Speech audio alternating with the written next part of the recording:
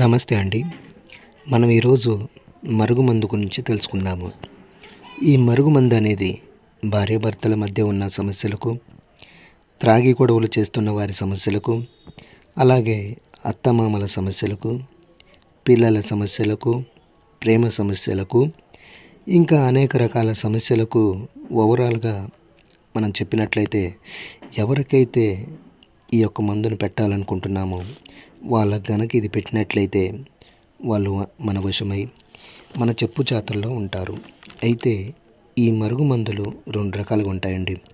ఒకటొచ్చేసి తినే త్రాగే దాంట్లో పెట్టేది. మరొకటొచ్చేసి తలకు, బట్టలకు, చెప్పులకు, వంటికి రాసేది.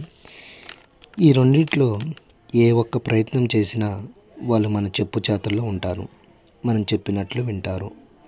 అయితే వీటిని చూడండి, మరుగుమందులో ప్రధానంగా వాడతారు. మరి కొంతమంది నేను ఇది పెట్టలేను, అది పెట్టలేను అనుకుంటారు. అయితే చాలా సంవత్సరాల నుండి విడిపోయిన భార్యాభర్తలకు కానీ, ప్రేమికులకు కానీ, పిల్లలకు కానీ నేను కేవలం 7 రోజుల్లో